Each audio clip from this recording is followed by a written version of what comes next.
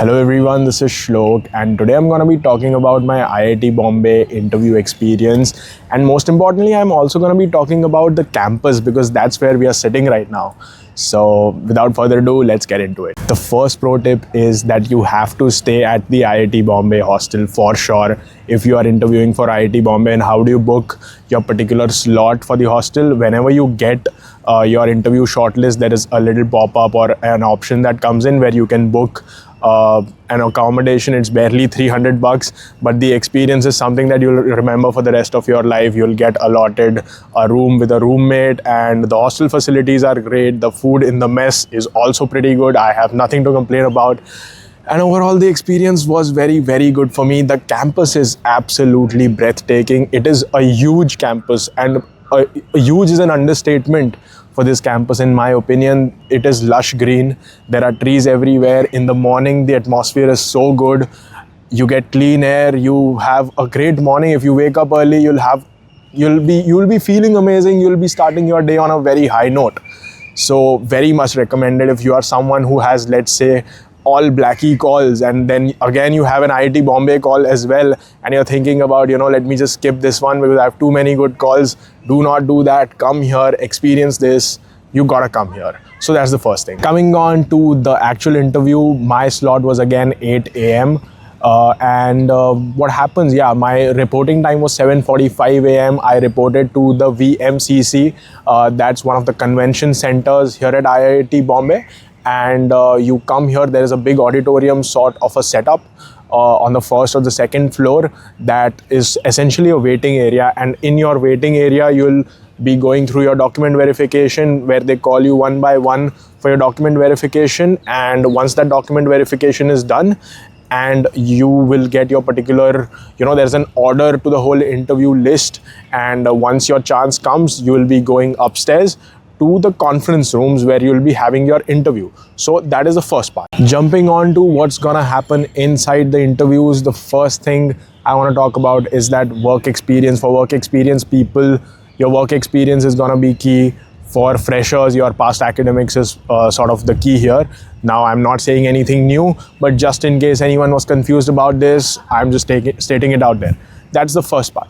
After that, what did the panel talk to me about? Interestingly, I introduced, my YouTube channel as well in my introduction, and they asked me, don't you think it is kind of unethical that you are talking about your interview experiences and you're telling people what kind of questions you'll be asked? So I essentially said to the panel that no, sir, because interviews are highly subjective, and not necessarily that the question that you are going to ask me are the same questions you will be asking to someone else. So that is one thing I articulated. In addition to that, I also mentioned that I do not, put out too many details that it becomes ethically questionable. So that is the first aspect. In addition to that, since I have a finance profile, I was asked questions surrounding the finance domain, some things surrounding how the monetary policy works, how repo rates and tariff cuts, not tariff cuts, but rate cuts work, and how do they impact the economy, and so on. So that is the first aspect they talked about. In addition to that, they talked about that why do you want to get into finance? You're already in an operations role. So I outlined that as well. And essentially it was a conversational interview. It wasn't a grilling interview or somewhere they are trying to catch you off guard. There weren't any guesstimates. There wasn't any current affairs. But yes, I did bring in current affairs into a lot of what I talked about. And if you do have those pointers, be sure to come up with them in your answers. I mentioned a lot of statistics as well. I mentioned that the rate cuts from 6.5 to 6.25% that the RBI recently enacted, and the budget, how that is going to increase the consumption expenditure in the coming years, how the FDI is going down in the economy. So essentially, because my answers were very long, the panel did not ask me too many questions. I had maybe 3 or 4 questions that I've already outlined. But because I tried to articulate more, the number of questions that I was asked were limited. In addition to that, I would like to highlight the fact that the duration of the interview is close to 15 to 20 minutes, is not going to exceed that.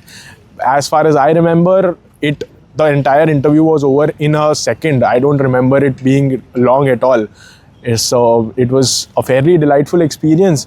I am sharing it right now with a lot of positivity. Now again, as a lot of you know, some of you know, the fact that you don't really know how that interview goes until you've converted it. So that's what I'm going to be doing. I'm going to be waiting for that. And yeah, I don't know. Let's hope that it went well. And I met a few of my viewers, and they told me about their experiences. They told me about one of them was a fresher. He was asked about his past academics. He was an electrical engineer. He was asked about that particular side of things. And more or less it surrounds that. Yeah, one of my roommate was from an operations background, so he was asked about the whip, the full bull whip effect. Yeah, the bull whip effect is something that he was asked about. So essentially, you know the drill, what you could be asked about. If you don't know, do let me know down in the comment section below what your particular profile is and what kind of questions you could be asked. And don't ask me if you're from the science background. I don't know what you could be asked. Alright, one question that I'm going to be helping you out with right now is your why IIT Bombay answer. So if the panel asks you why do you want to do an MBA from IIT Bombay, I'm going to be articulating that in a second from now.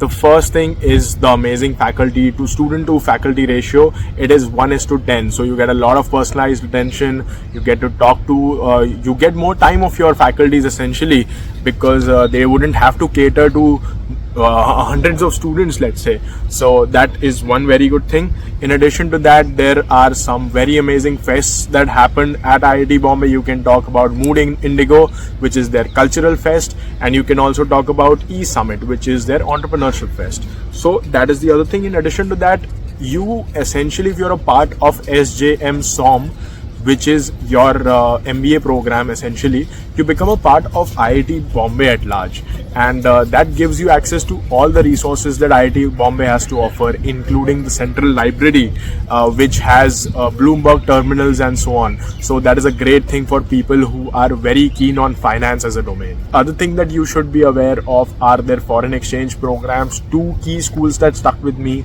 were HEC Paris and EDHEC Paris. So EdHEC, you can call it that as well. So you can talk about their foreign exchange programs, and again you can talk about the campus life that I've just talked about.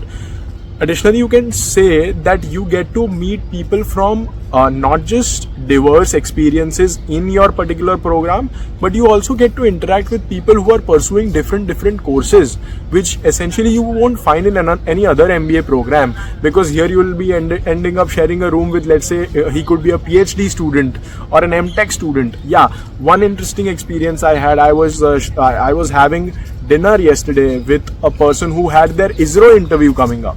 So that again is a very big deal. Your peers would be in one of the biggest scientific minds of the country. So that is yet another thing that you could be talking about. So that's a little bit on this particular topic.